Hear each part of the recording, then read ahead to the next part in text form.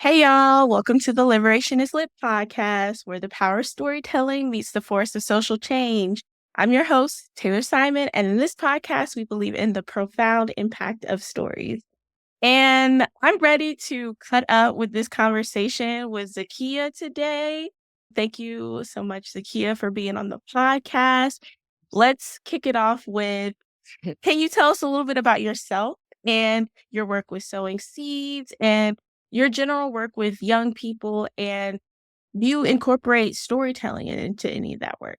Yeah. So I am Zakiya Mickle. I'm a native of Columbia, South Carolina. That's something that I'm really proud of in my older age. I'm really proud to be where I'm from and to to understand like how rich the culture is here in our city.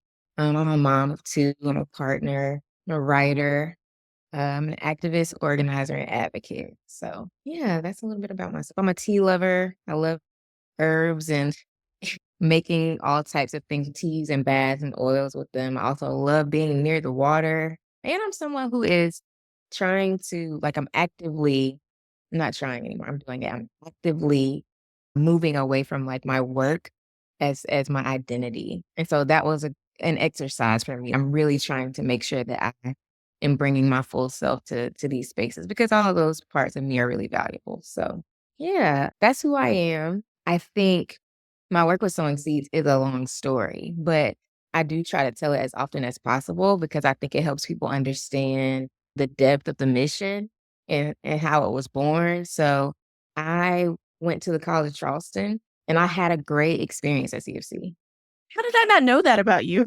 Yeah, did you go to CFC? I graduated 2016. That's crazy. No, I didn't know that about you. Yeah, I Yeah. did. Yeah, I had a great time. And I know that a lot of people have had, especially Black people, negative experiences at CFC.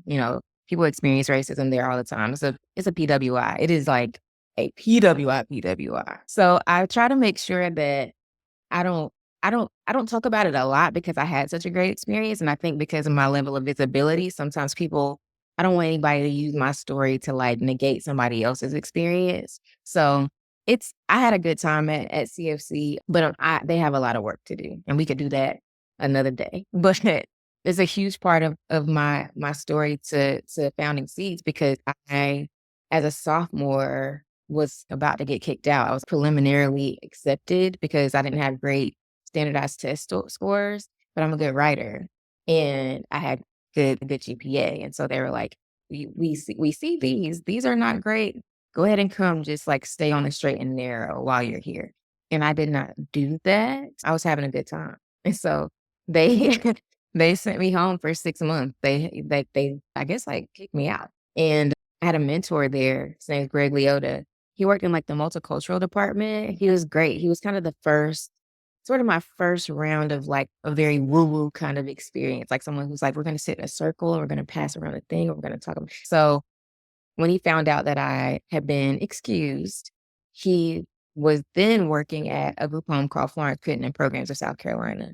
And so he invited me to come and work for him. He was like, you don't have anything to do. And at the end of the 6 months, you're going to have to tell CFC what you've been doing. And that's how they're going to decide if you get to come back. So that's how they do it. Well, then, because I graduated a long time ago. But they have you write this essay about like how you spent your time. And then they decide based on that if you get to come back. And Florence Crittenton is a group home for pregnant teens. And I got in there and just fell in love with the idea of this mansion in downtown Charleston that no one, if you don't know it's there, you don't know it's there. And it was a safe haven for these girls. And at the time when I was there, women. And so I was 19 and I had some people who were there who were in their 30s who needed, support. But I was in this authority figure space. I just learned so much so fast about like what it means to provide support and community. And I come from a family that's very like community and service minded. So I had seen it tangentially, but I had never been in it for myself in that way. And so I was a little obsessed. I loved it. I wanted to be there as often as possible. And I needed to understand, how do these people come here and get to have, healthcare, education, food, shelter? We would do each of them a baby shower. They left with everything they needed for their babies and mental health care. and they didn't pay anything. And I needed to understand how that worked. I mean, I understood grants and fundraisers, but like I wanted to get in the weeds of it. And I really did in that time there. I wrote College of Charleston a letter talking to them about what I'd done, and they let me back in, and I graduated and never I never made below a B again. That's all I needed. It was like, okay, let me be serious. But I tell that part of the story because having that experience really gave me insight into something that I now do for work every day. But had I not failed out of school, essentially, there there may not have been that opportunity for me to be introduced to this type of work, right? And an actual mentor handed me that opportunity. So I know firsthand the value of a trusted adult who sees you having a hard time with something, but knows that you're just becoming and says, you trip, you fail. Let me help you. Like, let's give you something to do. Let's give you somewhere to be. I mean, that's literally what he called me and said. He's like, what are you gonna do all day? And I was like, I don't know. I didn't have a plan, you know. My parents had been like, it's no need for you to come home if you plan to come back. So just maybe I was just gonna get like just work at a restaurant or something, which I had done many times over the years, and that's fine. But it wasn't what I needed. And that trusted adult in my space in my life was able to help me, sort of have a stepping stone from being in a very down place. I never saw myself as someone that would get kicked out of college.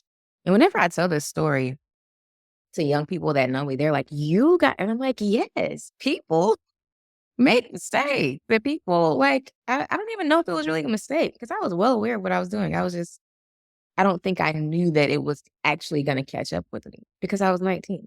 So I wasn't focused. So that's a really important part of the story that I tell, right? Because it really helps people understand that I know firsthand the value of a good mentor. And Greg Liotta, it was and is still a great guy. But I left, College of Charleston, started working at the Department of Juvenile Justice. I still worked at Florence Crittenton on and off for almost 7 years. It's a really huge part of my you know, journey through this nonprofit and service space. And when I started at DJJ, I was probation officer in Charleston County, and I walked into about 40 or 50 cases, like day one. I already had a caseload of, yeah, it was crazy. It was like such an unmanageable and unrealistic expectation. And I attribute that to the state. The state does that. But before I left there, my caseloads got up to like 110 kids.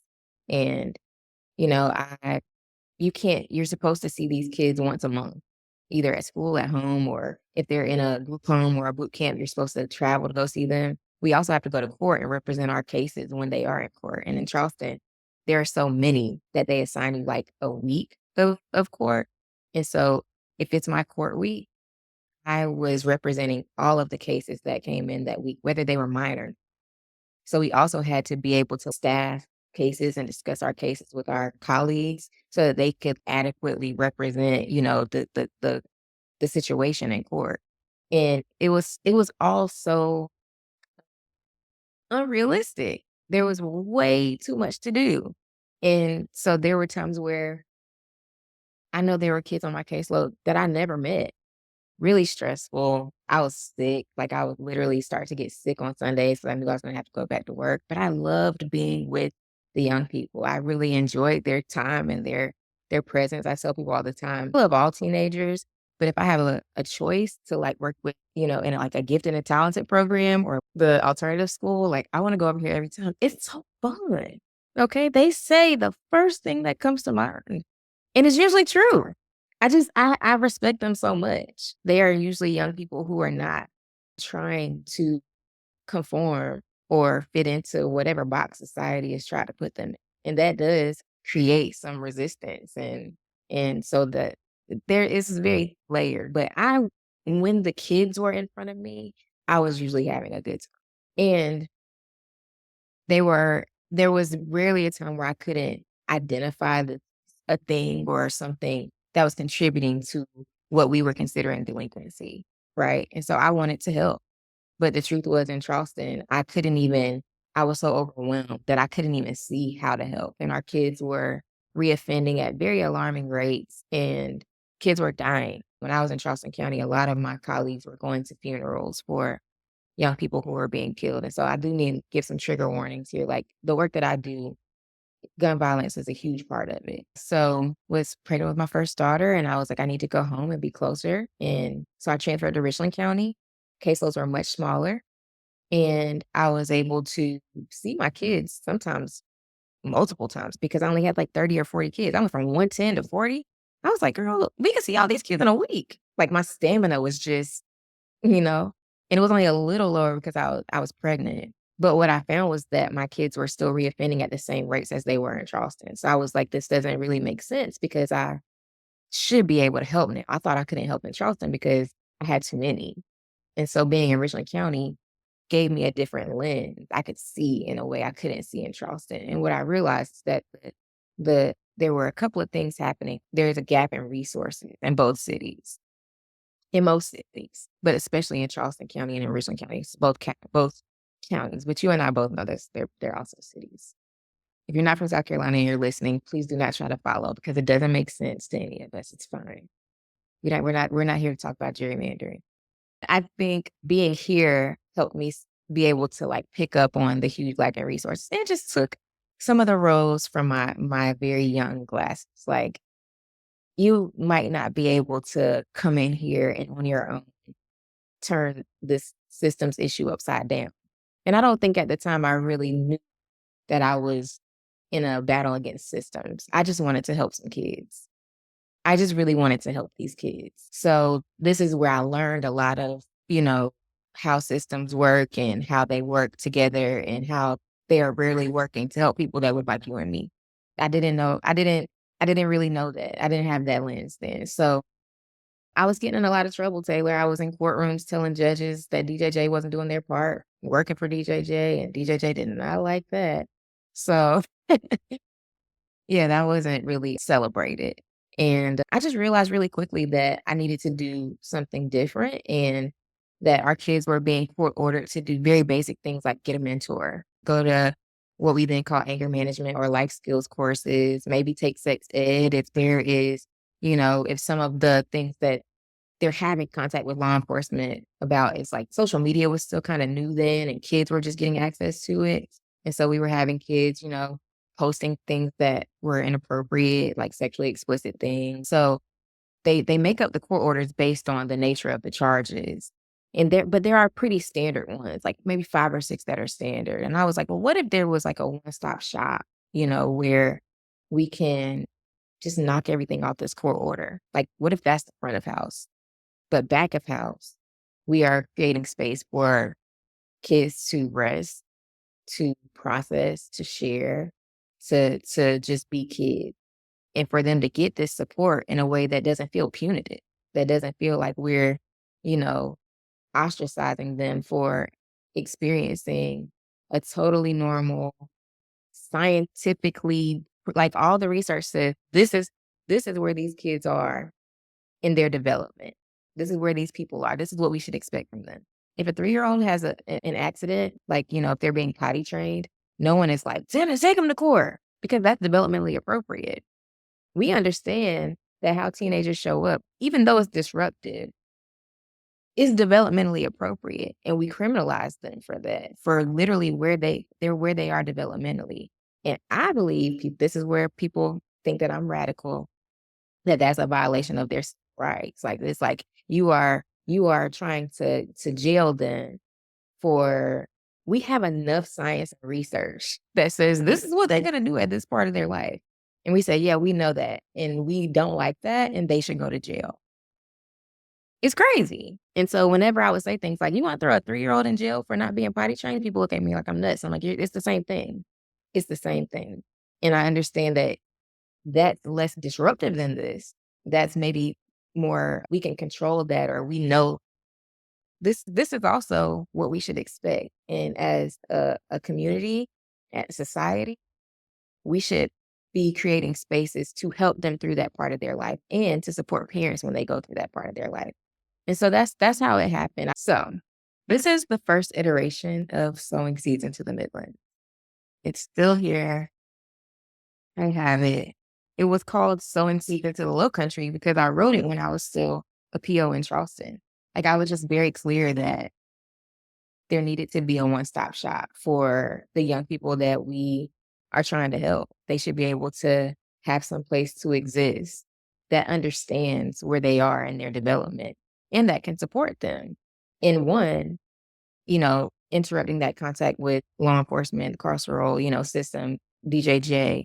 So first step, first priority is to knock out this probation order because it's just if you can get off probation without violating or going any further down the school to prison pipeline, then it's less likely that you will, continue to go down. But it's literally the one step after that, which is where you go like to a group home or a boot camp. It's really hard to stop it once you kind of get on that train of being, being housed in one of these jails or jail-like facilities. And so I saw that and I was like, we got to stop it here. There's so many kids that can use the supportive seeds, but I just wanted to create a space that was created for that particular child in this county who's on probation. If we can get them at this point and get them the support and service they need in the home, then we can alter the trajectory of this part of their adolescence. And it's more likely that they won't reoffend, and it's more likely that they won't continue to, navigate down the school prison pipeline and likely end up in jail as an adult because we know that's what happened. So it was great. It was really a lot of fun. We do mentoring and life skills and a summer camp and sex ed. We have community gardens where kids can do their community service without a chaperone, which is a huge barrier in our community. Most of our kids get court ordered to complete community service hours, but most places in Columbia don't let you do that without having a parent present. And the parents of our teams don't have 50 to 100 extra hours lying around to go with you to a soup kitchen. They don't have that. And so we were able to see all of these barriers to completion and knock them down as much as we could. And we still want to get back to that. As you know, since 2019, we haven't really had like functioning programs in the space. We've done some one-off things. We still do workshops. But that's a funding issue. And it's also a boundaries issue for me, knowing that I can't continue to sustain an or underfunded nonprofit, no matter how much I love it and it's my heart's work. I saw myself creating disparity in my own life by not being able to pay myself for the work that I do. That people, I got a gang of awards over here, Taylor. Everybody want to give me awards. They don't want to give us no money though. I don't want no more awards. Please keep your plaques. So yeah, I think that's mostly the story. We have had thousands of kids over the years, be it in this space or through workshop. I should have been counting, but I wasn't. I just know. and it's really important work that I'm looking forward to getting back to. It won't look the same, but it it's not over. We're not done. And so the storytelling piece of that, as you can see, as I've talked now for, 20 minutes, for me is just to make sure that people understand that Sowing Seeds was not founded out of desire. It was founded out of necessity. And that's something that I talk about a lot when we look at nonprofits. Usually if you're starting a nonprofit because you just want to, it probably doesn't need to be a nonprofit. You can do that in another way. I didn't necessarily want to do this. I wanted to help kids at my good state job with my benefits. My grandma told me, go get you a good state job, get you some benefits, go to work, and I did that. And then I got in there and I was like, oh, they're hurting these kids and I can't be a part of that. And there are people that are working for DJJ that mean kids well, and we need them in there. And so I'm not talking about people, I'm talking about the system. And we've always worked closely with them. Most of our referrals came from probation officers at DJJ. The court system worked really well with us as well. We were able to be court advocates and be there as these cases were being called and say, hey, that's a kid that you don't have to send to a group home because everything you're saying they're going to do there, we can do this at home. And the research says if they do it at home, they're more likely to be rehabilitated and not reoffend. So let us do it. And every time that happened, the kids stayed and did the things with us and that they did not reoffend.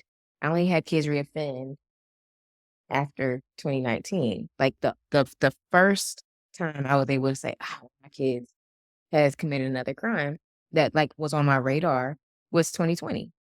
And, I had 2 kids be charged with gun charges in 2020. And I couldn't it's not a thing of like, we fixed them. That's not what I'm saying. What I'm saying is when young people have a safe place to be and exist and they have that constant accountability and, connection with trusted community and trusted adults, it is less likely for them to reoffend.